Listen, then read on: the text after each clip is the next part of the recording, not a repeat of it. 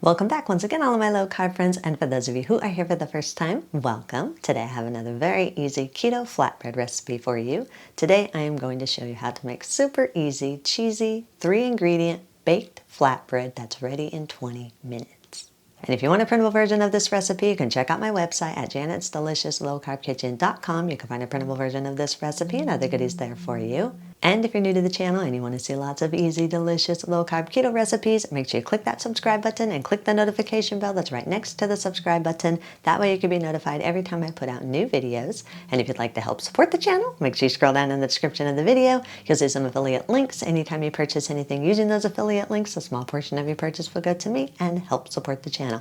And if you are a music lover, make sure you check out the link in the description to my other YouTube channel, Inspirational Songs with Janet. I've posted another song there, so make sure you listen to it and subscribe to that channel also. And while you do all that, let's get cooking.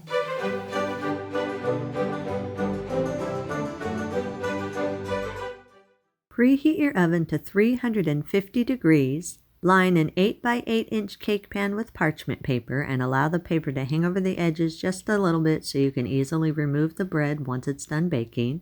Then set your pan aside for a minute.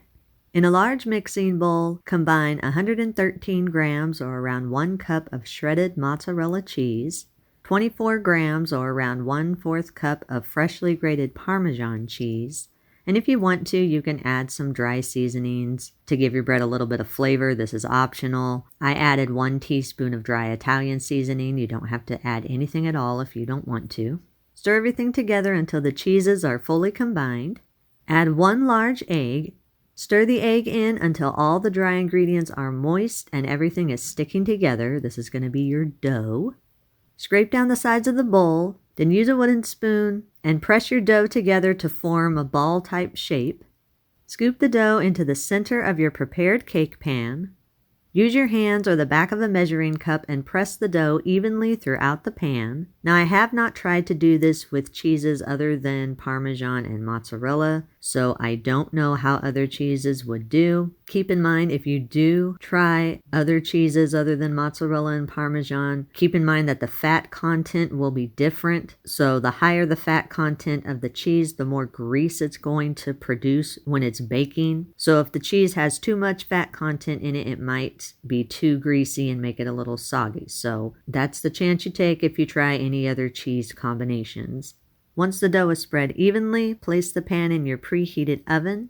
Bake at 350 degrees for 15 to 20 minutes or until the bread is golden and firm. Once the bread is done baking, remove it from your oven and allow it to cool in the pan for about 2 to 3 minutes just so you won't burn your fingers. You don't want to let it sit in there too long because then the edges will start getting a little hard. After a couple minutes, grasp the overhanging parchment paper and gently lift the bread out of the pan and transfer it to a wire rack. Then immediately and carefully turn the bread face down onto the rack with the paper side up. Carefully remove the paper from the bread, then turn the bread back right side up onto the rack. You can use this bread warm if you want to, but I like to let it sit for about 10 to 15 minutes so it can cool and firm up really well.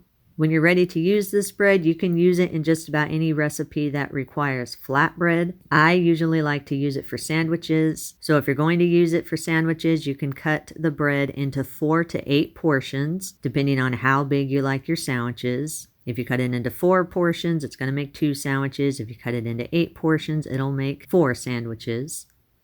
Alrighty, here we are with my lovely little flatbread sandwich. You, of course, can use your flatbread any way you want to. Looks good, smells good. This is the size that it would be, try not to dump it off the plate, if you were to just cut it into 4s and make 2 sandwiches out of it. But to me, that's still a little bit big, so I cut mine in half again. And this would be the size that it is if you were to cut your bread into 8 pieces and have 4 sandwiches. So it's up to you how big or how little you want your sandwiches.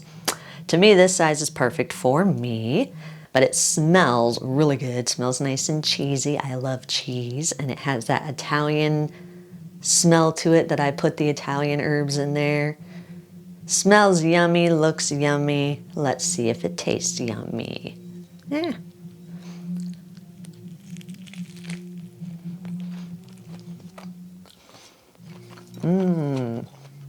That's good. Yum. That is very good. The Italian seasonings that I have on there and that ham in there kind of reminds me of a little bit of a pizza texture flavor.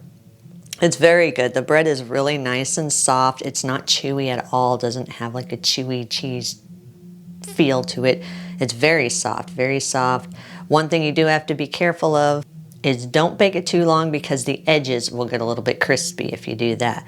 I actually ended up leaving it in the oven for like 21, 22 minutes. So the bottom edge there got a little bit more crispy than what it should, but that's not gonna ruin the sandwich, in my opinion. So it is very, very tasty, very good. I really like that texture, and I love the fact that I don't have to add cheese to my sandwich because it's just there. So yes, it is a definite, see the thumb, thumbs up. Yes, definite thumbs up. Very, very, very tasty. This bread is best eaten the same day that it's made. I haven't tried to store it, so I'm not sure how it will store. If you do try storing it, then it's probably best to put it in an airtight container in your refrigerator and probably won't store for any more than 2 or 3 days. I've made this in the morning and then haven't eaten it until the evening time, and it stores just fine for the 24-hour period. So eat and enjoy. And that's our recipe of the day. I hope you enjoyed it. If you did and you want to see more videos like this, make sure you click that thumbs up like button, click that subscribe button, leave me a comment if you want to. Let me know if there's any recipes that you'd like to learn how to make, and I'll do what I can to get those out there for you. And as always, keep cooking.